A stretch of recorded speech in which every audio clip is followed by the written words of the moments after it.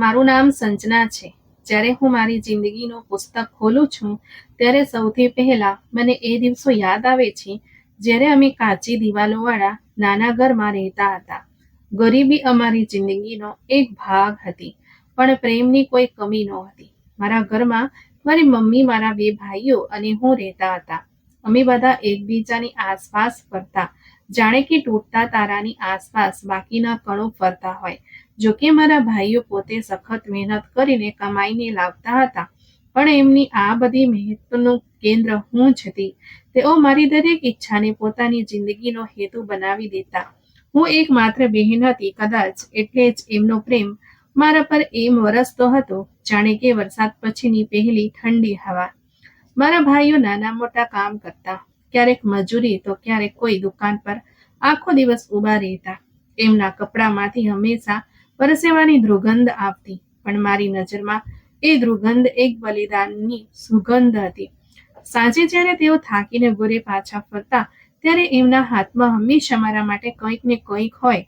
ક્યારેક મારા મનપસંદ મીઠાઈ, ક્યારેક નાની બંગડીઓ, ક્યારેક નવા ડ્રેસ. હું મજાકમાં કહેતી, તમે લોકોએ આટલી મહેનત કરી અને તો પણ મારા માટે આ બધું લાવ્યા? મોટો ભાઈ હસીને જવાબ આપતો, અમારી બહેનના નખરા જ તો અમારી ખુશી છે. મારી મમ્મી અવારનવાર ગુસ્સામાં કહેતી, તમે લોકો આને માથે કેમ ચડાવ્યો છો? છોકરી છે, કાલે સાસરે જવાનું છે, અત્યારથી ટેવ પાડો. પણ ભાઈ મમ્મીની વાત પર પણ પ્રેમથી હસી દેતા. નાનો ભાઈ અવારનવાર કહેતો, મમ્મી આપણી બહેન ભણી ગણીને ઓફિસર બનશે, ત્યારે તમે જોજો કે કેવી રીતે બધા આપણને ઇજ્જતથી યાદ કરશે. મારામાં ભણવાનું ઉલ્લાસ હતું. મને લાગતું હતું કે હું શિક્ષણ મેળવીશ તો મારું અને મારા પરિવારનું ભાગ્ય બદલાઈ શકે છે. જ્યારે મેટ્રિકનું પરિણામ આવ્યું અને હું પાસ થઈ ગઈ ત્યારે ખુશીથી મારી આંખોમાં આંસુ આવી ગયા. મને એ ક્ષણ આજે પણ યાદ છે. જ્યારે મેં મારું પરિણામ ભાઈઓના હાથમાં આપ્યું, તેઓ મને વારંવાર ગળે લગાવતા અને કહેતા, અમારી મહેનત રંગ લાવી. અમારી બહેને અમને ગર્વથી માથું ઊંચું કરવાનો મોકો આપ્યો. મેં તે સમયે એક વાત કહી હતી, હવે હું કોલેજમાં એડમિશન લેવા માંગુ છું. આ વાક્ય બોલતી વખતે મારા હૃદયના ધબકારા વધી ગયા હતા. મને ખબર હતી કે આપણા ઘરની આર્થિક સ્થિતિ એવી નથી કે કોલેજનો ખર્ચો ઉઠાવી શકાય, પરંતુ મારા હૃદયમાં એક સ્વપ્ન હતું અને મોઢામાંથી નીકળ્યા પછી એ સ્વપ્ન મારા ભાઈઓ માટે હકીકત બની ગયું. મોટો ભાઈ લાંબા સમય સુધી ચૂપ રહ્યો. તેના ચહેરા પર વિચારની રેખા સ્પષ્ટ દેખાઈ રહી હતી. પછી તેણે મારી તરફ જોઈને કહ્યું, કોલેજ? હા, જરૂર જવું જોઈએ, પણ ફીસ કેવી રીતે ભરીશું? નાનો ભાઈ તરત બોલી ઉઠ્યો, ભાઈ જો આપણે બંને દિવસ રાત મહેનત કરીએ તો કેમ ના આપી શકીએ? સંજના આપણી બહેન છે.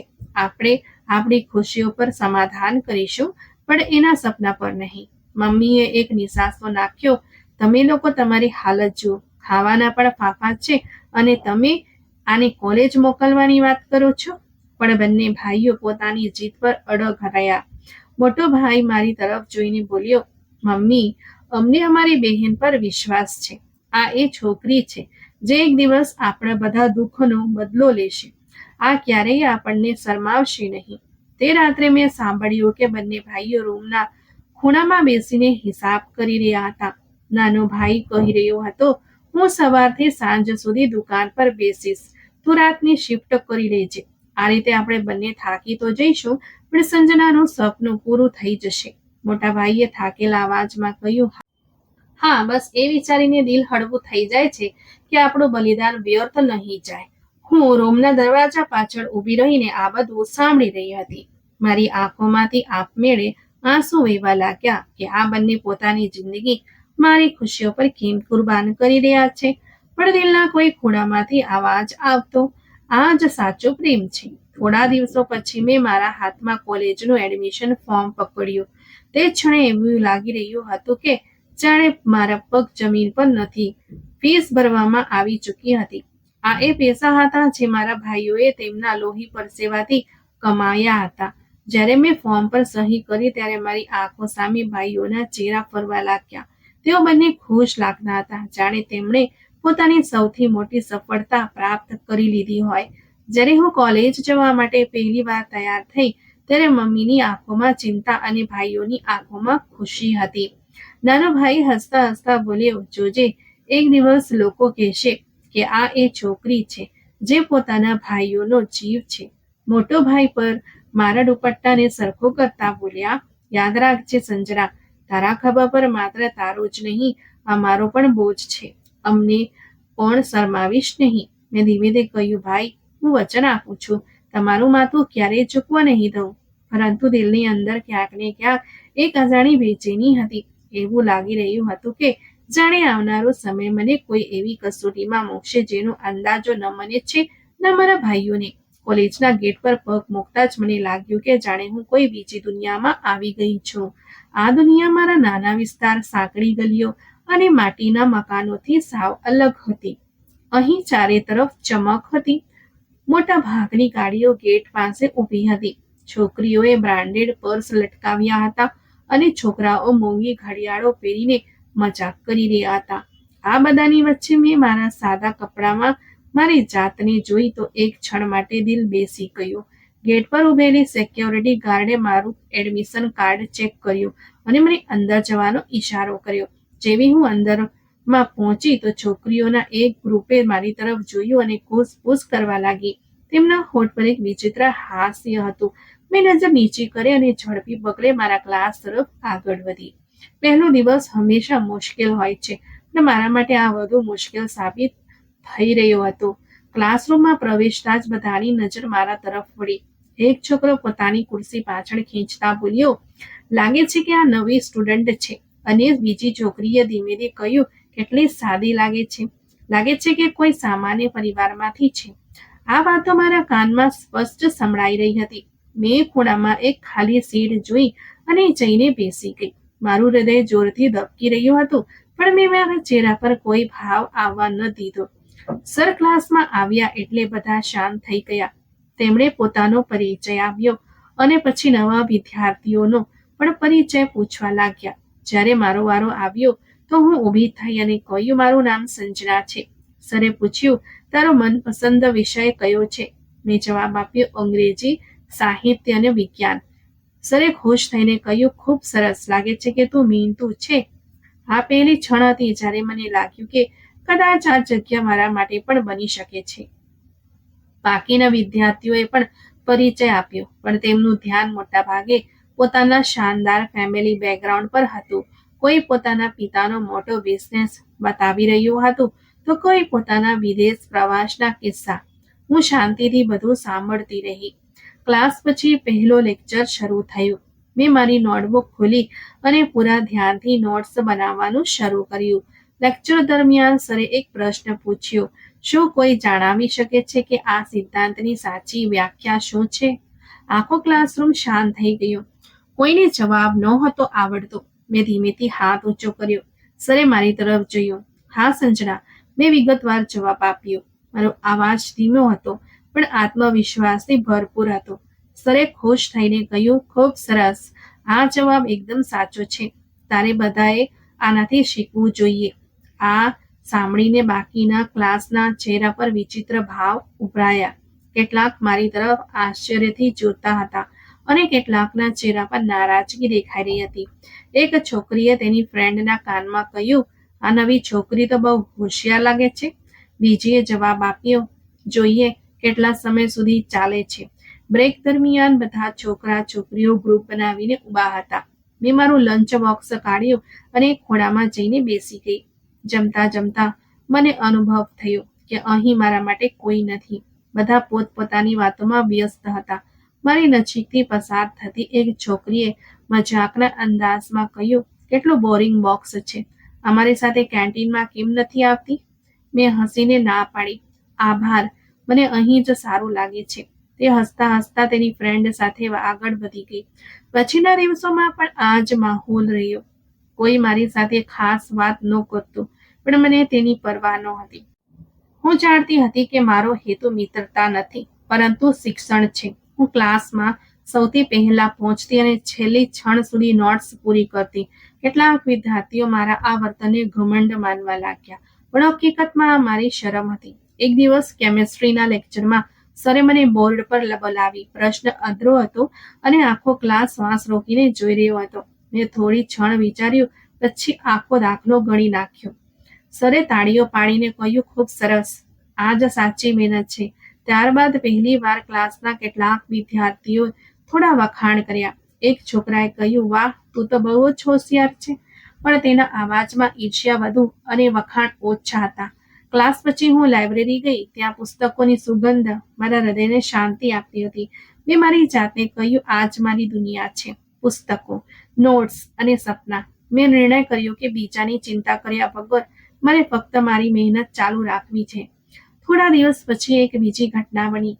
અંગ્રેજીના પ્રોફેસરે એક નિબંધ લખવા કહ્યું. બધાએ પોતપોતાના વિષયો પર લખ્યો. જ્યારે પ્રોફેસરે મારો નિબંધ વાંચ્યો તો તેઓ અટકી ગયા અને બોલ્યા, આ નિબંધ ખૂબ જ ઉત્તમ છે. પછી તેમણે આખા ક્લાસની સામે કહ્યું, તમારે બધાએ સંજના જેવું ધ્યાન રાખવું જોઈએ.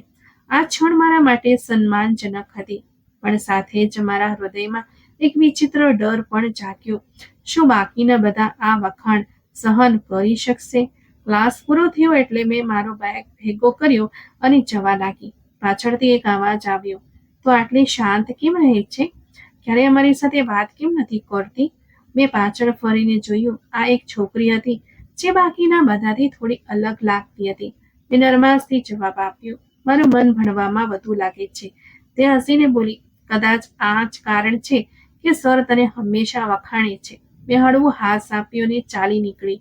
ઘરે પાછા જતી વખતે હું વિચારતી રહી, આ નવી દુનિયા મારા માટે સરળ નથી, પણ કદાચ મારો રસ્તો પુસ્તકો દ્વારા જ નીકળશે.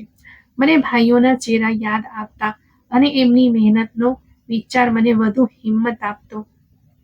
પણ દિલના કોઈ ખૂણામાં એક પ્રશ્ન હજી પણ જીવતો હતો કે શું આ બધા વિદ્યાર્થીઓ મને ક્યારે સ્વીકારશે, કે હું હંમેશા એ જ ખૂણાની ખુરશી પર એકલી બેસી રહીશ. કોલેજમાં થોડા અઠવાડિયા વીતી ગયા હતા. હું હજી પણ એ જ શાંત છોકરી હતી, જે ખૂણામાં બેસીને ફક્ત પોતાની નોટ્સ બનાવતી અને બાકી બધાની વાતોથી પોતાની જાતને દૂર રાખતી. લાઇબ્રેરી મારા દિવસનો સૌથી મનપસંદ ભાગ બની ગઈ હતી. ત્યાં બેસીને મને એવું લાગતું કે જાણે દુનિયાનો ઘોઘાટ મારા કાન સુધી પહોંચી જ ન શકે. એક દિવસ મેં મારું અસાઇનમેન્ટ પૂરું કરવા માટે પુસ્તકો ખોલ્યા હતા કે અચાનક કોઈએ નજીક આવીને ગળું સાફ કર્યું. હું ચોકીને ઉપર જોઈ. મારી સામે એક ઊંચો છોકરો ઊભો હતો. તે સ્વચ્છ યુનિફોર્મમાં હતો. ચહેરા પર હળવું હાસ્ય અને આંખોમાં એક વિચિત્ર ચમક હતી. તેણે ધીમેથી કહ્યું, માફ કરજો, મારે થોડી તમારી મદદ જોઈએ છે.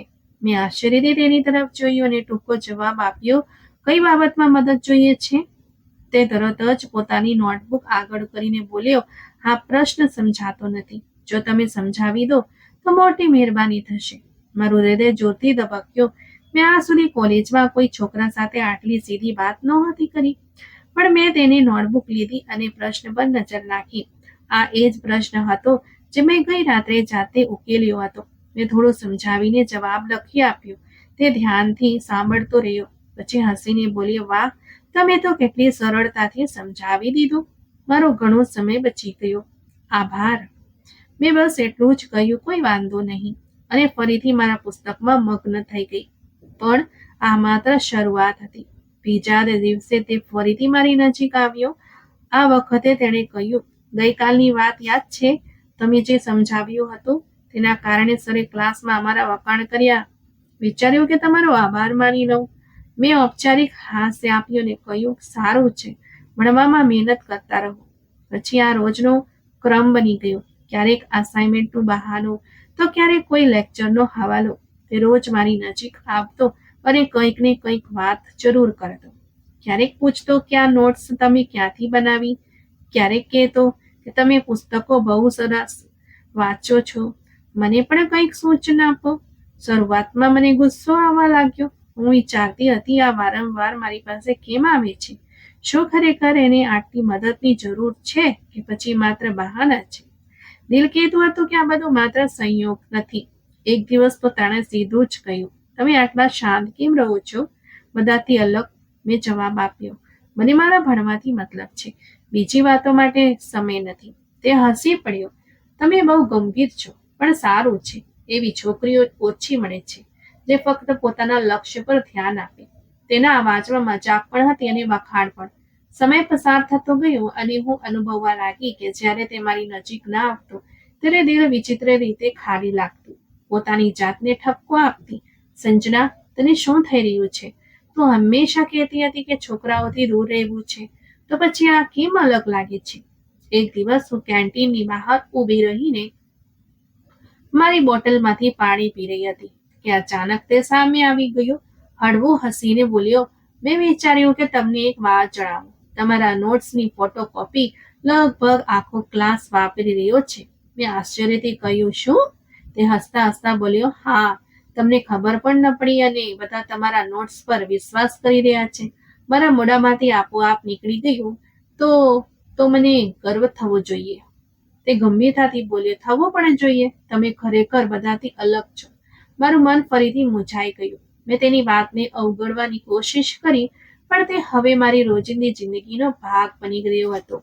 ક્લાસમાં પણ ઘણીવાર મારો સાથ આપવા લાગ્યો. ક્યારેક તે પાછળ બેસતો તો નોટ્સ ઉધાર માંગી લેતો, ક્યારેક આગળ આવીને પ્રશ્ન પૂછી લેતો. આ દરમિયાન ઘણીવાર એવું બન્યું કે હું ક્લાસમાં બેઠી હોઉં અને અચાનક મારી નજર તેની તરફ ઉઠી જાય. તે ક્યારેક હળવા હાસ્ય સાથે મારી તરફ જોઈ રહ્યો હોય તો હું તરત જ નજર નીચે કરી લેતી. દિલ કહેતું હતું કે આ બરાબર નથી, આ બધું ખોટું છે. મોહિતની હાજરી હવે મારા માટે અજાણી રહી નહોતી. શરૂઆતમાં તેનું વારંવાર આવું મને અટકતું હતું, પણ દિવસો પસાર થતા ગયા અને આ બધું જાણે કે રોજિંદા જીવનનો ભાગ બની ગયો. ક્લાસમાં કોઈ પ્રશ્ન હોય તો તે મારો સંપર્ક કરતો, કેન્ટીનમાં ઊભો હોય તો મારો રસ્તો રોકી લેતો, અને લાઇબ્રેરીમાં તો ઘણીવાર મારી નજીક જ બેસવાની જગ્યા. મેં ઘણીવાર વિચાર્યું કે સ્પષ્ટ ના પાડી દઉં, પણ ખબર નહીં કેમ હોઠ ખોલતા જ નહોતા. એક દિવસ કેમિસ્ટ્રીના ક્લાસ પછી અમે બધા બહાર નીકળી રહ્યા હતા. મોહિતે મારો બેગ પકડીને કહ્યું, આ ઘણો ભારે લાગે છે, હું ઉંચકી લઉં? મેં તરત જ કહ્યું, ના, જરૂર નથી, હું જાતે લઈ શકું છું.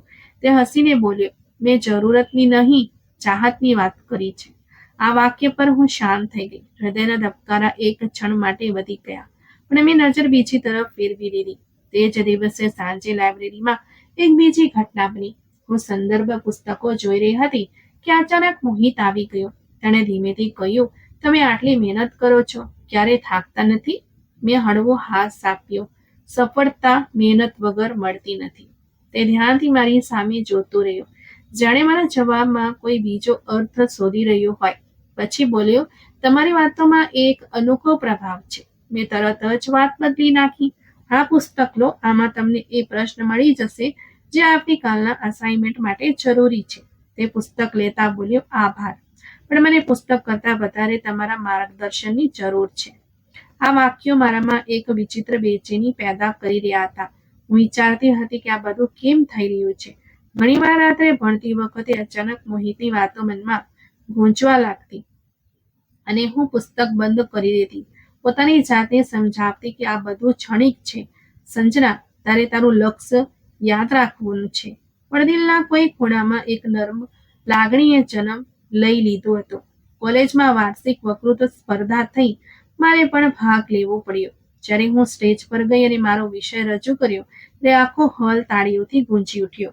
પણ મારી આંખો માત્ર એક ચહેરો રહી હતી. તે મોહિત હતો, જે પહેલી હરોળમાં બેઠો હતો અને એટલી તૃપ્તતાથી તાળીઓ પાડી રહ્યો હતો જાણે દુનિયાની સૌથી મોટી સફળતા મારી હોય. સ્પર્ધા પછી જ્યારે બધા લોકો મને અભિનંદન આપી રહ્યા હતા, ત્યારે મોહિત નજીક આવીને બોલ્યો, હું જાણતો હતો કે તું આ જીતીશ. તું તો બધાથી અલગ છે. તેની આંખોમાં એ વિશ્વાસ હતો જે મેં કદાચ મારા ભાઈઓ સિવાય બીજા કોઈની આંખોમાં જોયો ન હતો. થોડા દિવસ પછી લાઇબ્રેરીમાં એક શાંત ક્ષણ હતી. રૂમમાં વધારે લોકો નહોતા. હું એક પુસ્તક વાંચી રહી હતી ત્યારે મોહિત આવીને મારી સામે બેસી ગયો. થોડી ક્ષણ તે ચૂપ રહ્યો, પછી ધીમેથી બોલ્યો, સંજના, મારે એક વાત કહેવી છે. મેં માથું ઊંચું કર્યું અને પ્રશ્નાર્થ નજરે તેની સામે જોયું. તે એક ક્ષણ માટે ખચકાયો, પછી બોલ્યો, મેં બહુ વિચાર્યું છે, પણ હવે રોકી શકતો નથી. તું મારા દિલની બહુ નજીક આવી ગઈ છે. હું તને પસંદ કરું છું, બલકે હું તને પ્રેમ કરું છું. આ વાક્ય જાણે મારા અસ્તિત્વને હચમચાવી નાખ્યો. હું કંઈક બોલી શકી નહીં. મારા હૃદયના ધબકારા એટલા તેજ હતા કે મને લાગ્યું કે બધા સાંભળી રહ્યા હશે. મેં નજર નીચે કરી લીધી. મોહિતનો અવાજ ફરી આવ્યો, કંઈક તો કહે, કેમ ચૂપ છે? મેં ધીમેથી કહ્યું કે મને ખબર નથી કે શું જવાબ આપું. તે બેચેન થઈને બોલ્યો, શું મારો પ્રેમ તને ખોટો લાગે છે? મેં કોઈ જવાબ ના આપ્યો. ચૂપકીદી જ મારો સહારો બની ગયો. પણ મારા દિલની અંદર જાણે એક તોફાન મચી ગયું હતું. હું મારી જાતને સમજાવવાની કોશિશ કરી રહી હતી કે આ બધું બરાબર નથી. આ મારા સપનાઓ અને ભાઈઓના બલિદાનની વિરુદ્ધ છે. પણ બીજી તરફ એક નરમ આવાજ સતત કહી રહ્યો હતો, આ જ એ લાગણી છે જેને પ્રેમ કહેવાય છે. મોહિત મારા જવાબની રાહ જોતો રહ્યો. પછી ધીમેથી બોલ્યો, તારા હા કે ના કહેવાથી વધારે મારા માટે એ મહત્વનું છે કે તું જાણી લે, હું તને દિલની ઊંડાઈથી ચાહું છું. આ કહીને તે ઊભો થયો અને ચાલ્યો ગયો. હું ત્યાં જ બેસી રહી. પુસ્તક ખુલ્લું હતું પણ અક્ષરો ઝાંખા થઈ ગયા હતા. મેં આંખો બંધ કરી તો મોહિતના વાક્યો વારંવાર સંભળાવા લાગ્યા. દિલે પહેલી વાર માની લીધું હતું કે હું પણ તેના માટે કંઈક અનુભવું છું. લાઇબ્રેરીમાં મોહિતના પ્રેમનો ઇઝહાર કર્યા પછી ઘણા દિવસો વીતી ગયા હતા, પણ મેં હજુ સુધી તેને કોઈ જવાબ આપ્યો ન હતો. એક સવારે જ્યારે હું કોલેજ પહોંચી તો માહોલ કંઈક અલગ લાગ્યો. સામાન્ય રીતે મોહિત ક્લાસમાં સૌથી પહેલા આવતો હતો, પણ આજે તેની સીટ ખાલી હતી. મેં વિચાર્યું કે કદાચ મોડો આવશે, પણ આખો દિવસ તે દેખાયો નહીં. સાંજે પણ તે ન દેખાયો. બીજા દિવસે પણ આ જ હાલત રહી. મારા દિલમાં એક વિચિત્ર બેચેની ઉતરવા લાગી. મેં મારી જાતને ઠપકો આપ્યો, તારે શું જરૂર છે ચિંતા કરવાની? પણ દિલ કહી રહ્યું હતું કે કંઈક ખોટું છે. ત્રીજા દિવસે હું લાઇબ્રેરીમાં બેસીને નોટ્સ બનાવી રહી હતી કે અચાનક મોહિતનો એક મિત્ર મારી નજીક આવ્યો. તેણે ધીમેથી કહ્યું, તને ખબર છે, મોહિતની તબિયત બહુ ખરાબ છે. તે છેલ્લા 3 દિવસથી કોલેજ નથી આવ્યો. મારા હાથમાંથી કલમ પડી ગઈ. મેં ગભરાઈને પૂછ્યું, શું થયું છે તેને? મિત્રએ ખભા ઊંચકીને કહ્યું, થોડો તાવ છે, પણ તે ફક્ત તને યાદ કરી રહ્યો છે. કહી રહ્યો હતો કે જો સંજના સાથે વાત ન થઈ તો કદાચ હું સાજો ન થઈ શકું. મારા કાનમાં જાણે ઘંટડીઓ વાગવા લાગી. તે જ સાંજે મેં એ નંબર કાઢ્યો જે મોહિતે થોડા દિવસ પહેલા મને આપ્યો હતો, પણ મેં ક્યારેય વાપર્યો ન હતો. થોડી ક્ષણો સુધી હાથ રૂંચતા રહ્યા, પછી હિંમત કરીને ડાયલ કર્યો. ફોન વાગતા જ બીજી બાજુથી એક નબળો અવાજ સંભળાયો, હેલો. મેં ખચકાઈને કહ્યું, મોહિત.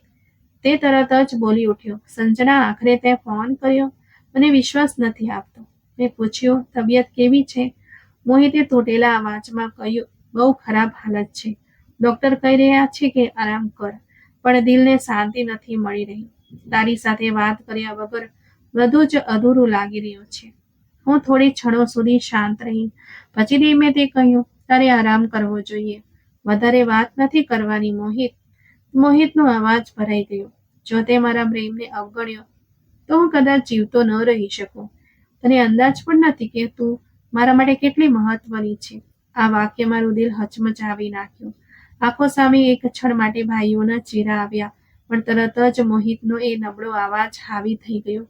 મેં દબાયેલા અવાજે કહ્યું, આવી વાતો ન કર. તારે તારી તબિયતની ચિંતા કરવી જોઈએ. મોહિત રડમસ થઈને બોલ્યો, હું તારા વગર કંઈક નથી. જો તે હા ના પાડે તો આ બીમારી મને ખતમ કરી દે છે. ફોનના બીજી તરફ તેના રડવાનો હળવો અવાજ આવી રહ્યો હતો. મારું દિલ જાણે મીણ બની ગયું. તે રાત્રે મેં પુસ્તકો ખોલ્યા, પણ કંઈક સમજાયું નહીં. મોહિતના વાક્યો વારંવાર ગૂંજતા રહ્યા, હું જીવતો નહીં રહી શકું. સંજના, મેં ઘણીવાર મારી જાતને કહ્યું, આ માત્ર એક બહાનું છે. તારે માનવું ન જોઈએ. અને પછી દિલ કહે, જો તે ખરેખર તને પ્રેમ કરતો હોય તો? બીજા દિવસે મેં કોલેજ તરફ પ્રયાણ કર્યું. જેવી ક્લાસમાં પ્રવેશી કે મોહિત ત્યાં હાજર હતો, પણ તેનો ચહેરો પીળો હતો, આંખોની આસપાસ કાળા કુંડળા હતા. તે ખરેખર બીમાર લાગી રહ્યો હતો. તેને આમ જોઈને મારા પગ થંભી ગયા. મેં પહેલી વાર અનુભવ્યું કે મારું દિલ તેની હાલતથી દુઃખી થઈ રહ્યું છે. ક્લાસ પૂરો થયો એટલે હું ધીમેથી તેની નજીક ગઈ. તે મને જોઈને હસ્યો. તું આવી છે? આજ મારા માટે સૌથી મોટી દવા છે. મેં ગંભીરતાથી કહ્યું, તારે ડોક્ટરની વાત માનવી જોઈએ. આરામ કર. તે નરમ અવાજે બોલ્યો, ડોક્ટર શું જાણે કે મારી દવા તું છે? આ સાંભળતા જ મારી ચૂપકીદી તૂટી ગઈ. મેં નજર નીચે કરીને ધીમેથી કહ્યું, મોહિત, હું પણ તારા માટે કંઈક અનુભવું છું. કદાચ આ એ જ છે જેને પ્રેમ કહેવાય છે. મોહિતના ચહેરા પર ખુશીની લહેર દોડી ગઈ. તે તરત જ બોલી ઉઠ્યો, શું તું સાચું કહી રહી છે? મેં પહેલી વાર હળવું હાસ્ય સાથે જવાબ આપ્યો, હા. હવે મને વિશ્વાસ છે કે મોહિત મારી જિંદગી છે. તે ક્ષણે મને લાગ્યું કે જાણે વર્ષોની ખચકાટ એક ક્ષણમાં પૂરી થઈ ગઈ હોય.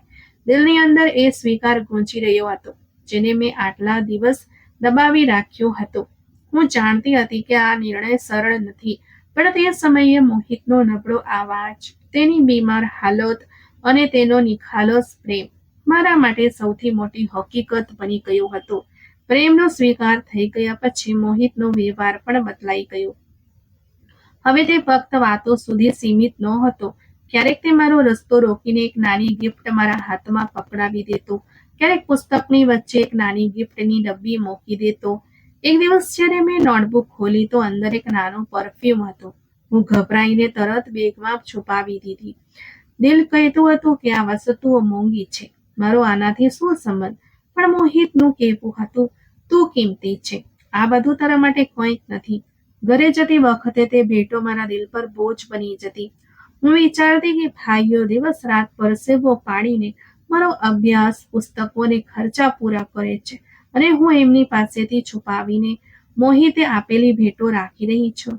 એકવાર મેં મોહિતને સ્પષ્ટ કહ્યું, મોંઘી ભેટો ના આપ, મને આ સારી નથી લાગતી. તે જીદના અંદાજમાં બોલ્યો, આ ભેટો નહીં, મારા દિલની સુગંધ છે, તારે સ્વીકારવી જ પડશે. હું કંઈક બોલી શકી નહીં. એક દિવસ મોહિતે ખુશીથી કહ્યું, આવતા અઠવાડિયે મારો જન્મદિવસ છે. હું ઈચ્છું છું કે તું મારી સાથે આખો દિવસ વિતાવે. અમારા માટે સૌથી ખાસ ક્ષણ છે. હું ચોંકી ગઈ. મેં તરત જ ના પાડી દીધી. આ શક્ય નથી. જો મને મોડું થશે તો માં ગુસ્સે થશે અને ભાઈઓને શંકા થશે. મોહિતનો ચહેરો ઉતરી ગયો. તે બોલ્યો, તને મારા પ્રેમ પર વિશ્વાસ નથી શું? હું આટલી નાની ઈચ્છા પણ ન કરી શકું? હું ચૂપ રહી. તે વધુ નજીક આવીને બોલ્યો, તને અંદાજ પણ નથી કે મારા માટે આ દિવસ કેટલો મહત્વનો છે. જો તું ન આવી તો મને લાગશે કે તે મારા પ્રેમને ક્યારેય ગંભીરતાથી લીધો જ નથી. મારા દિલમાં તોફાન મચી ગયું. એક તરફ ભાઈઓના બલિદાન હતા, એમનો પ્રેમ હતો જે વર્ષોથી મારો સહારો હતો. મેં ઘણી રાત જાગીને વિતાવી, વિચારતી રહી કે કોને મહત્વ આપું. આખરે મેં મારી જાતને મનાવી લીધી. માત્ર એક દિવસ જ છે, જો તેનાથી મોહિત ખુશ થઈ જાય તો શું ખોટું છે? મોહિતના જન્મદિવસના દિવસે મેં ખચકાઈને તેની વાત માની લીધી. તે ખુશ થઈને બોલ્યો, હું તને લેવા આવીશ, તું બસ તૈયાર રહેજે.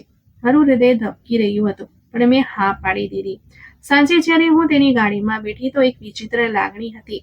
ગાડીના કાચની બહાર રસ્તાઓ દોડી રહ્યા હતા અને અંદર મારું હૃદય ધ્રુજી રહ્યું હતું. મોહિત વારંવાર કહી રહ્યો હતો, આજે મારી સૌથી મોટી ઈચ્છા પૂરી થઈ છે, તું મારી સાથે છે. મેં બારીની બહાર જોયું, જેથી તે મારા આંખોની બેચેની ન વાંચી શકે. એક ક્ષણ માટે મારા દિલમાં પ્રશ્ન ઉઠ્યો, શું હું સાચું કરી રહી છું? શું આ બધું એ પ્રેમની લાયક છે જેને હું હમણાં જ જાણવા લાગી છું? પણ કોઈ જવાબ મળ્યો નહીં. મોડી રાત્રે જ્યારે હું પાછળ ઘરે પહોંચી તો ભાઈઓના ચહેરા મારી આંખોની સામે હતા. તેઓ હંમેશા મારું ભવિષ્ય સુધારવાની વાત કરતા, મને મહેનતનો પાઠ ભણાવતા અને મેં પહેલી વાર તેમના વિશ્વાસની વિરુદ્ધ કંઈક છુપાવી લીધું હતું. રૂમમાં બેઠા બેઠા મારા દિલે ધીમેથી કહ્યું, વર્ષોનો પ્રેમ થોડા દિવસોના પ્રેમ સામે હારી ગયો. આ વાક્ય મારા મનમાં ગુંજી રહ્યું હતું. મોહિતના જન્મદિવસ પછી મારા દિલમાં એક અજાણી બેચેની વધતી ગઈ. મેં વિચાર્યું હતું કે બધું ખતમ કરી દઈશ, પણ મોહિતના શબ્દો અને તેની જીદે મને ફરી બાંધી લીધી. એક દિવસ તે ખૂબ ખુશીથી મારી પાસે આવ્યો અને બોલ્યો, આજની રાત બહુ ખાસ છે. મેં મારા નજીકના મિત્રોને આમંત્રણ આપ્યું છે, તારે પણ મારી સાથે આવવું પડશે. આપણે એક હોટલમાં એક નાનો ફંક્શન કરીશું. મેં ખચકાતા કહ્યું, હું ઘરે મોડી ન જઈ શકું. આ બધું મારા માટે સરળ નથી. મોહિતે તરત જ જવાબ આપ્યો, બસ થોડા કલાકોની જ વાત છે, તારે મારું સન્માન જાળવવું પડશે. સાંજે તે મને લેવા આવ્યો. ગાડીમાં બેસતા જ મેં પૂછ્યું, ફંક્શન ક્યાં છે? તેણે હસીને કહ્યું, એક હોટલમાં, જ્યાં મારા મિત્રો રાહ જોઈ રહ્યા છે. મેં શાંતિનો શ્વાસ લીધો, પણ થોડી જ વાર પછી ગાડી એક અલગ રસ્તા પર વળી ગઈ. મેં ચોંકીને કહ્યું, આ હોટલનો તો રસ્તો નથી. મોહિતે ધીમેથી કહ્યું, બસ નજીક જ છે, ગભરાઈશ નહીં. થોડી મિનિટો પછી ગાડી એક મોટી ઇમારત સામે ઊભી રહી. આ કોઈ ફ્લેટ બિલ્ડિંગ હતી. મેં આશ્ચર્યથી કહ્યું, અહીં? તે તો હોટલ કહ્યું હતું. તે હસતા બોલ્યો, હા, પણ મેં પ્લાન બદલી નાખ્યો. મિત્રોને નથી બોલાવ્યા. હું ઈચ્છતો હતો કે આજની સાંજ ફક્ત આપણી હોય. હું ગભરાઈ ગઈ. મેં તરત કહ્યું, મોહિત, આ બરાબર નથી. હું પાછી જવા માંગુ છું. તે નજીક આવીને બોલ્યો, તને મારા પર વિશ્વાસ નથી? આ જગ્યા ફક્ત મારી છે. હું ઈચ્છું છું કે મારા જીવનના સૌથી ખાસ દિવસે તને બતાવું કે તું મારા માટે કેટલી મહત્વની છે. હું ચૂપ થઈ ગઈ. દિલે કહ્યું કે પાછી ફરી જા, પણ પગ જાણે થંભી ગયા હતા. તે મને ઉપર લઈ ગયો. ફ્લેટમાં પ્રવેશતા જ બધું મોંઘું લાગ્યું. મોટા મોટા ચિત્રો, આધુનિક ફર્નિચર અને એક રૂમ જે તે વારંવાર બતાવી રહ્યો હતો. તે હસતા હસતા બોલ્યો, આ બધું મારું છે અને એક દિવસ આ બધું તારું પણ હશે. પણ આજે મને તારી પાસેથી સૌથી કિંમતી ભેટ જોઈએ છે. મેં ચોંકીને પૂછ્યું, શું મતલબ? તે ગંભીર થઈને બોલ્યો, હું ઈચ્છું છું કે તું આજે મને તારો માની લે. મને ખાતરી આપ કે તું ફક્ત મારી જ છે. મારા પગ ધ્રુજી ગયા. મેં નજર નીચી કરી અને કહ્યું, મોહિત, અમે લગ્ન પછી અમારી પરિણીતી જિંદગી શરૂ કરીશું. તે ગુસ્સામાં હસ્યો. લગ્ન? તારા દિલમાં શંકા છે? હું તો અત્યારથી તને મારી પત્ની માનું છું. જો ખરેખર મને પ્રેમ કરતી હોય તો મારી વાત ટાળી ન શકે. મારા દિલમાં હજારો વિચાર એક સાથે અથડાવા લાગ્યા. ભાઈઓના બલિદાન, મમ્મીની સલાહ અને મારું પોતાનું સપનું બધું આંખો સામે આવી ગયું. પણ પછી મોહિતની આંખોમાં એક વિચિત્ર દબાણ હતું. તે વારંવાર કહી રહ્યો હતો, જો પ્રેમ કરતી હોય તો આજે સાબિત કર. મેં ધ્રુજતા અવાજે કહ્યું, આ યોગ નથી. તે નજીક આવીને બોલ્યો, આ જ સત્ય છે. તું મારી છે અને હું ઈચ્છું છું કે આજે તું પોતાને મને સોંપી દે. હું અંદરથી તૂટી રહી હતી. એક તરફ ડર અને બીજી તરફ પ્રેમનો જાદુ. મોહિતના શબ્દો મારા કાનમાં ગૂંજી રહ્યા હતા. આખરે મારી ચૂપકિદી જ મારી સંમતિ બની ગઈ. તે રાત પછી મારામાં એક એવી શાંતિ છવાઈ ગઈ હતી જે શબ્દોમાં વર્ણવી શકાય નહીં. જ્યારે હું ઘરે પહોંચી ત્યારે ભાઈઓ દરવાજા પર મારી રાહ જોઈ રહ્યા હતા. નાનો ભાઈ તરત બોલ્યો, ક્યાં રહી ગઈ હતી? અમે ક્યારના ચિંતામાં બેઠા છીએ. મેં નજર નીચી કરી લીધી અને બસ એટલું જ કહ્યું. કોલેજનું કામ વધી ગયું હતું. તેમને વિશ્વાસ ન થયો, પણ ચૂપ થઈ ગયો. મોટો ભાઈ ધ્યાનથી મને જોતો રહ્યો, પણ હું તેની આંખો સાથે નજર મેળવી શકી નહીં. રૂમમાં આવીને મેં તે બધી ભેટો, તે બધી વસ્તુઓ બેગમાંથી કાઢી અને એક કપડામાં લપેટીને છુપાવી દીધી. મારું હૃદય ઈચ્છતું હતું કે બધું ફેંકી દઉં, પણ પછી મોહિતનો અવાજ કાનમાં ગૂંજ્યો, આ બધું તારા માટે છે. હું ભારે હૃદય સાથે સૂઈ ગઈ. બીજી દિવસ સવારે જ્યારે હું કોલેજ જવા માટે તૈયાર થઈ ત્યારે દિલમાં એક વિચિત્ર શાંતિ હતી. મેં વિચાર્યું કે મોહિત જલ્દી જ સંબંધ મોકલશે. તેણે વચન આપ્યું હતું. આ વિચાર મને ટેકો આપતો રહ્યો. કોલેજના રસ્તામાં દરેક પગલે એક આશા હતી કે આજે તે મને જોઈને કહેશે, મેં બધાને બનાવી લીધા છે. હવે આપણે હંમેશા માટે એક સાથે છીએ. પણ હકીકત કંઈક અલગ હતી. જેવી હું ક્લાસમાં પ્રવેશી, મોહિત તેની સીટ પર બેઠો હતો, પણ તેના ચહેરા પર એ હાસ્ય નહોતું જેની મને આદત થઈ ગઈ હતી. મેં હળવું હસીને નમસ્કાર કર્યા, પણ તેણે મોઢું ફેરવી લીધું. મારું હૃદય ધબકવા લાગ્યું. ક્લાસ પછી હું તેની નજીક ગઈ અને ધીમેથી કહ્યું, મોહિત, શું વાત છે? તું મારી સાથે કેમ વાત નથી કરી રહ્યો? તેણે ઠંડા અવાજે કહ્યું, મારી પાસે તારા માટે સમય નથી. હું ચોંકી ગઈ. શું મતલબ? તું તો કહેતો હતો. તેણે મારી વાત કાપી નાખી. એ બધું બસ એક સમયની વાત હતી. મારા પગ નીચેથી જમીન સરકી ગઈ. મેં ધ્રુજતા અવાજે કહ્યું, પણ મોહિત, ત્યાં કહ્યું હતું કે સંબંધ મોકલીશ. ત્યાં વચન આપ્યું હતું. તે જોરથી હસ્યો. શું તું ખરેખર આટલી ભોળી છે? તારી જેવી છોકરી સાથે કોઈ લગ્ન કરે? જે છોકરી લગ્ન વગર પોતાને કોઈના હવાલે કરી દે તેની ઇજ્જત શું હોય છે? તેના શબ્દો મારા દિલમાં વીજળીના ચીમ ઉતરતા ગયા. મેં રડતા રડતા કહ્યું, મોહિત, આ બધું તારી જીદ પર થયું હતું. તે કહ્યું હતું કે તું મને પત્ની માને છે. તે કટાક્ષમાં હસતા બોલ્યો, આ બહાના હવે મારા માટે નકામા છે. હું એક ઇજ્જતદાર પરિવાર સાથે સંબંધ ધરાવું છું.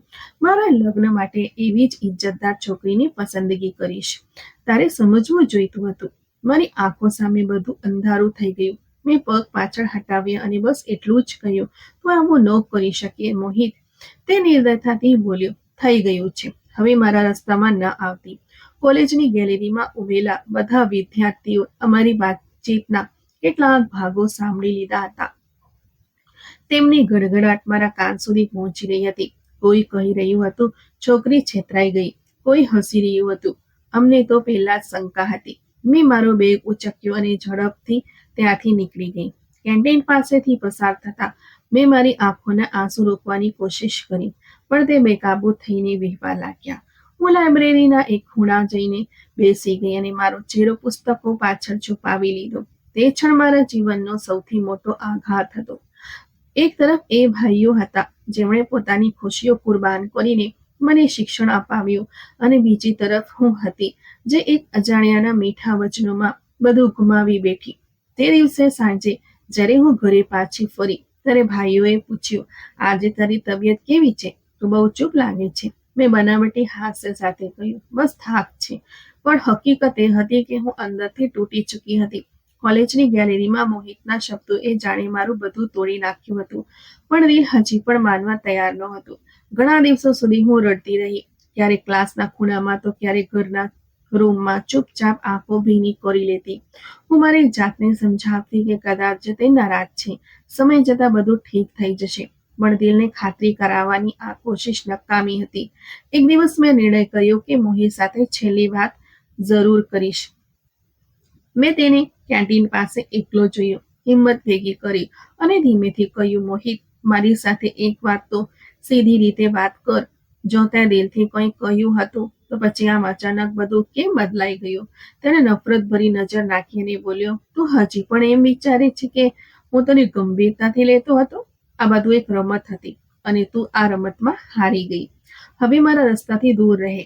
મારી આંખોમાંથી આંસુ વહેવા લાગ્યા. મેં ધ્રુજતા અવાજે કહ્યું, મોહિત, આવું ન કર. મેં તારા પર વિશ્વાસ કર્યો, બધું તારા હવાલે કરી દીધું. તે હસતા હસતા બોલ્યો, એટલે જ તો કહું છું, તું સમજદાર નથી. જે છોકરી પોતાની જાતને આટલી સરળતાથી આપી દે તે કોઈના લાયક રહેતી નથી. આ છેલ્લો આઘાત હતો. હું ત્યાં જ જમીન પર બેસી ગઈ.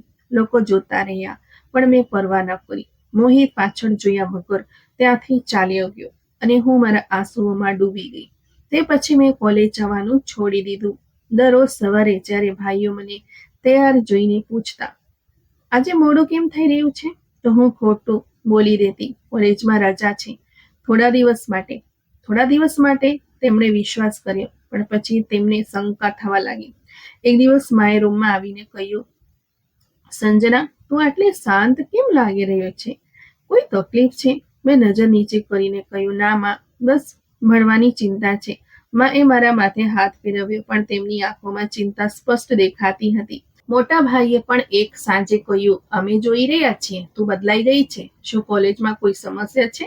મેં હળવું હાસ્ય આપ્યું ને કહ્યું, ના ભાઈ, બધું બરાબર છે. દિલ પીગળી રહ્યું હતું કે બધું કહી દઉં, પણ જીભ પર તાળું લાગી રહ્યું હતું.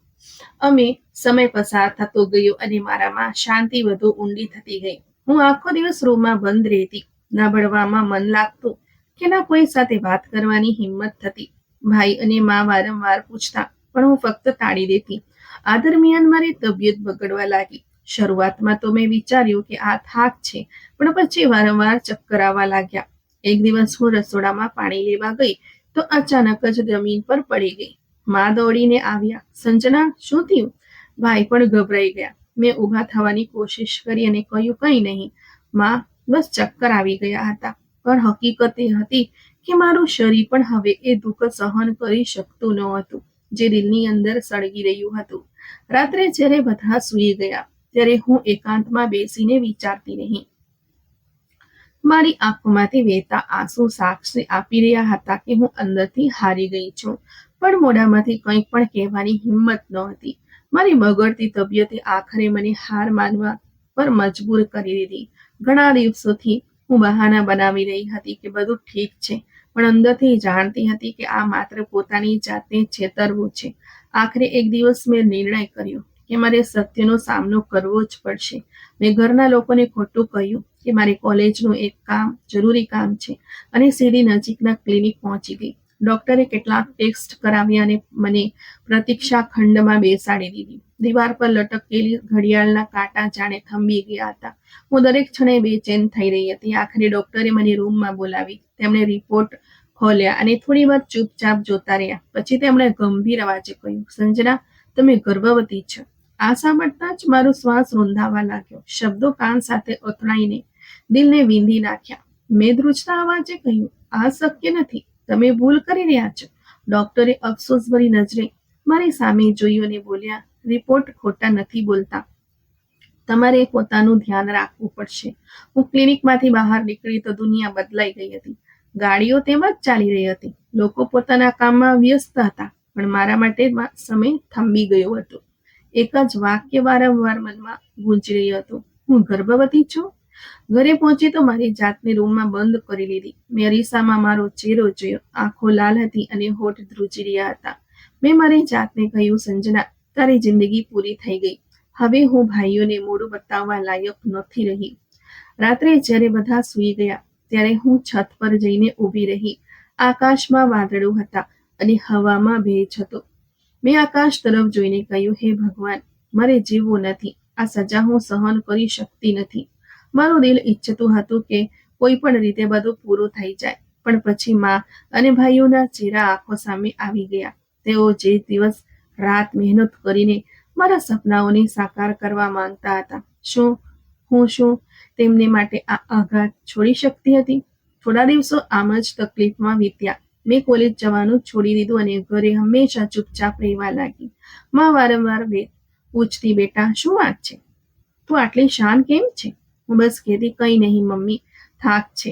ભાઈઓએ પણ પૂછ્યું, પણ મેં હંમેશા બહાનું બનાવી દીધું. અંદરથી મારું અસ્તિત્વ તૂટી રહ્યું હતું. એક સાંજે મેં નિર્ણય કર્યો કે હવે હું બધું સહન કરી શકતી નથી. હું આ બોજ કોઈની સામે લાવી શકતી નથી. મેં એક નાનો બેગ કાઢ્યો, તેમાં થોડા કપડાં મૂક્યા અને ધીમેથી રૂમનો દરવાજો ખોલી દીધો. મમ્મી અને ભાઈઓ ઊંઘમાં હતા. મેં તેમના ચહેરા જોયા અને મનોમન કહ્યું, મને માફ કરી દેજો. આંસુ બેકાબૂ થઈ ગયા, પણ પગ પાછળ ન હટ્યા. અંધારી ગલીઓમાંથી પસાર થતા હું શહેર તરફ નીકળી ગઈ. દિલમાં એક જ વિચાર હતો કે હું આ બધું ખતમ કરી દઈશ. હું વારંવાર મારી જાતને કહેતી, આ બાળક પણ પાપ છે. જો મેં તેને ખતમ કરી દીધું તો કદાચ બધું સરળ થઈ જશે. શહેર પહોંચીને મેં એક નાનો હોસ્ટેલ શોધી લીધો. રૂમ નાનો હતો, પણ મને લાગ્યું કે આ જ મારી શરણ છે. રાત્રે જ્યારે હું પથારીમાં સૂતી તો ઊંઘ મારી આંખોથી કોસો દૂર હતી. હું વારંવાર વિચારતી રહી કે કાલે જઈને બધું ખતમ કરાવી દઈશ.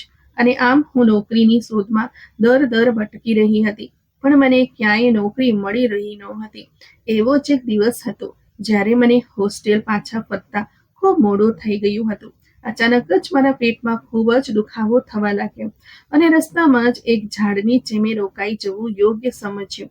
આ જ તકલીફમાં મને ત્યાં ઊંઘ આવી ગઈ અને ઊંઘમાં મેં એક સપનું જોયું કે મારા સ્વર્ગીય પિતાજી સફેદ કપડાં પહેરીને મારી સામે તેજસ્વી ચહેરો લઈને મારી સામે ઊભા હતા. તેમનો અવાજ નરમ હતો, પણ દિલને ચીરી નાખે તેવો. તે કહેવા લાગ્યા, સંજના, પહેલાથી જ એક મોટો પાપ કરી ચૂકી છે. હવે એક બીજો પાપ ન કરીશ. આ બાળક તારી કસોટી છે, તારી સજા છે, પણ તેમાં જ તારી માફી પણ છુપાયેલી છે. જો તેને ખતમ કરીશ તો કેવી રીતે ભગવાનને મોઢું બતાવીશ? હું ગભરાઈને જાગી ગઈ. હું પરસેવાથી રેબઝેબ હતી અને મારું દિલ જોરથી ધબકી રહ્યું હતું. અને પછી મેં હિંમત કરીને હોસ્ટેલ તરફ જવાનું શરૂ કર્યું. રૂમની શાંતિમાં તે શબ્દો વારંવાર ગુંજી રહ્યા હતા. મેં મારા ચહેરાને હાથમાં છુપાવી લીધો અને રડતા રડતા કહ્યું, હે ભગવાન, હું નબળી છું, હું પાપી છું, પણ એક બીજો પાપ નહીં કરું. શહેર આવીને મેં મારી જાતને એક અજાણી દુનિયામાં જોઈ.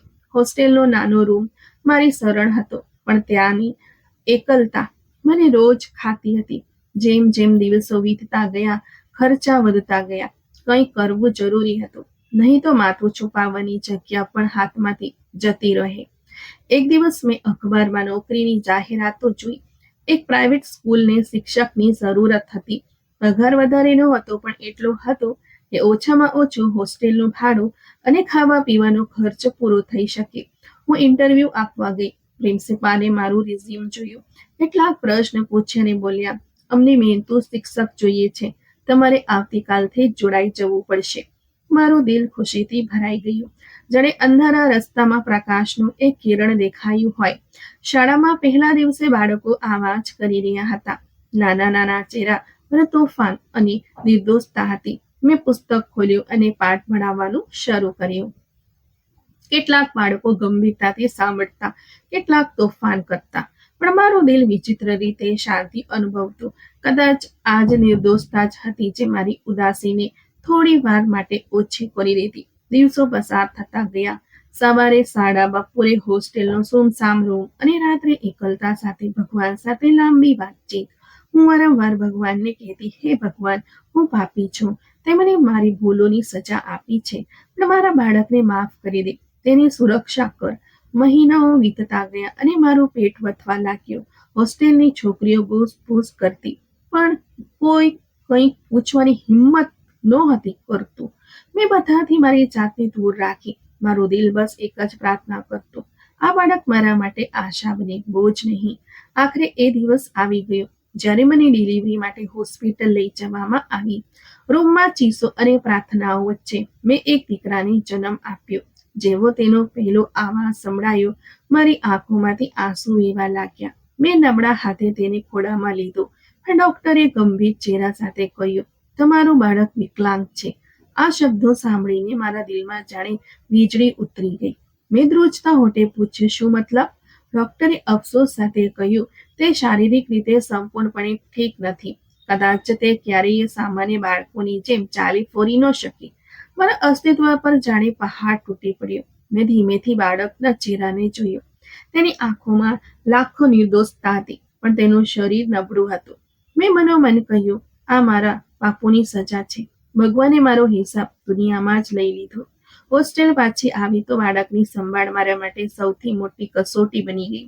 શાળાથી પાછા ફર્યા પછી હું થાકથી ચૂર થઈ જતી, પણ જેવો મારો દીકરાને જોતી, દિલ પીગળી જતું. હું તેના નાના હાથ પકડીને કહેતી, બેટા તો નિર્દોષ છે, આ બધું મારું ભૂલનું પરિણામ છે, પણ તું મારા માટે સૌથી કિંમતી છે. રાત્રે જ્યારે તે રડતો તો હું પણ સાથે રડતી.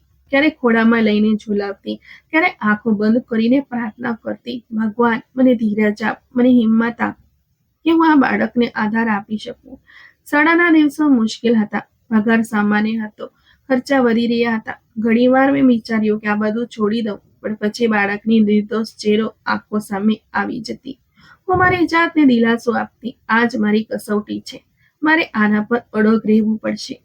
એક દિવસ પ્રિન્સિપાલે મને બોલાવીને કહ્યું, સંજના, તું મહેનતુ છે, પણ લાગે છે કે તારી તબિયત વારંવાર નબળી રહે છે. જો આ ક્રમ ચાલુ રહેશે તો અમારે બીજો શિક્ષક રાખવો પડશે. મેં માથું નમાવીને કહ્યું, હું પૂરી કોશિશ કરીશ કે શાળાને કોઈ ફરિયાદ ન રહે. બહાર નીકળીને આંસુ રોકવા મુશ્કેલ થઈ ગયા, પણ હું જાણતી હતી કે નોકરી ગુમાવી તો બાળક અને હું રસ્તા પર આવી જઈશું. મેં દરેક દિવસને પરીક્ષા માનીને પસાર કરવાનું શરૂ કર્યું.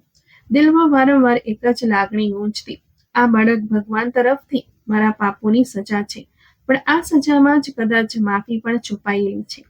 રાત્રે જ્યારે હું બાળકને ખોળામાં લઈને ગાતી તો તેની સ્મિત મારું મનોબળ વધારી દેતી.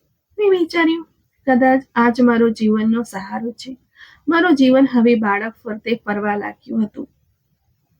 શાળાનો થાક, હોસ્ટેલની એકલતા, ગરીબી અને મુશ્કેલીઓ બધું પોતાની જગ્યાએ હતું, પણ મારા દીકરાની એક સ્મિત બધું હળવું કરી દેતી હતી. હું જાણતી હતી કે આ મારી કસોટી છે અને મારે તેને નિભાવવી જ પડશે. દિવસો વીતતા ગયા. મારો દીકરો મોટો થવા લાગ્યો. તેના નાના હાથ જ્યારે મારી આંગળીઓ પકડતા ત્યારે દિલમાં એક વિચિત્ર શાંતિ છવાઈ જતી. પણ એક દિવસ કંઈક એવું થયું જેણે મારું દુનિયા બદલી નાખી. મારા દીકરાને તાવ આવ્યો હતો. હું આખી રાત તેની પાસે બેસી રહી, ક્યારેક પાણી પીવડાવતી, ક્યારેક પ્રાર્થના કરતી. અચાનક તેણે રડતા રડતા એક શબ્દ કહ્યું, ભગવાન. હું ચોંકી ગઈ. આ પહેલો શબ્દ હતો જે તેણે કહ્યું હતું. મારી આંખોમાંથી આંસુ વહેવા લાગ્યા. મેં તેને ખોળામાં લીધો અને કહ્યું, બેટા, તારા મોઢામાંથી નીકળેલો પહેલો શબ્દ જ મારો ભગવાન છે. આ મારા ભગવાન તરફથી સંદેશ છે.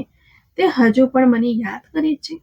મારો આવાજ ધ્રુજી રહ્યો હતો, હે ભગવાન, હું પાપી છું. મેં મારી ઇજ્જત ગુમાવી, મારા ભાઈઓના વિશ્વાસને ઠેસ પહોંચાડી, પણ આ મારું બાળક તારી તરફથી છે. મને માફ કરી દે, મને એક બીજો મોકો આપ. તે દિવસ પછી મારી વિચારસરણી બદલાઈ ગઈ. મેં નિર્ણય કર્યો કે આ બાળક જ મારો સહારો છે. હું તેને નબળાઈ નહીં બનાવું, પણ મારી શક્તિ બનાવી લઈશ. શાળામાં વધુ મહેનત કરવા લાગી. હોસ્ટેલમાં તેની દરેક જરૂરિયાત પૂરી કરવાની કોશિશ કરતી.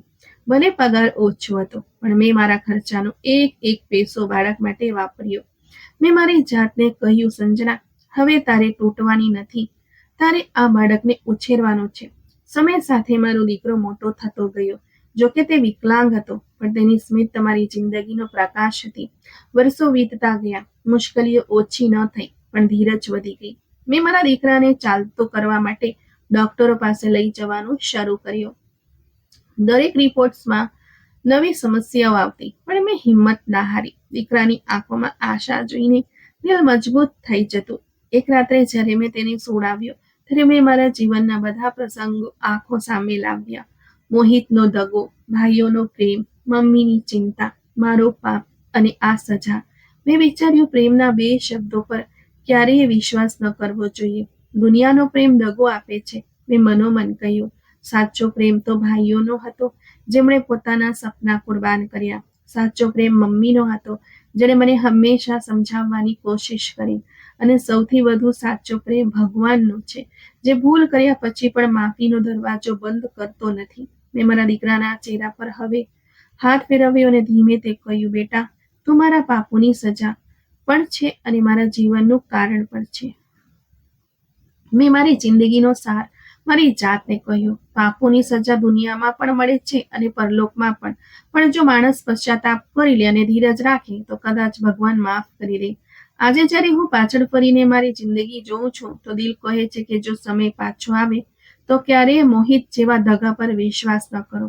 પણ સમય પાછો આવતો નથી. હવે બસ એ જ છે કે મારા બાળકને સંભાળું. મારી વાર્તા આ જ છે. એક છોકરી જે સપના જોતી હતી, દગાનો શિકાર થઈ, સજા ભોગવી, પણ પછી ભગવાન તરફ પાછી ફરી અને હવે બાકીનું જીવન પશ્ચાતાપ અને ધીરજ સાથે વિતાવવાનો ઈરાદો રાખે છે. સાચો પ્રેમ હંમેશા માતા પિતા અને ભાઈ બહેનોનો હોય છે. બાકી ઘણીવાર દગો નીકળે છે. પાપોની સજા દુનિયામાં પણ મળે છે અને પરલોકમાં પણ. એટલે સમયસર પશ્ચાતાપ જરૂરી છે. તો મિત્રો, આ વાર્તા તમને કેવી લાગી? લાઈક કોમેન્ટ કરીને જરૂરથી જણાવજો. જો ચેનલ પર નવા છો તો સબસ્ક્રાઇબ કરજો અને આપણે ફરી મળીશું એક નવી વાર્તા સાથે.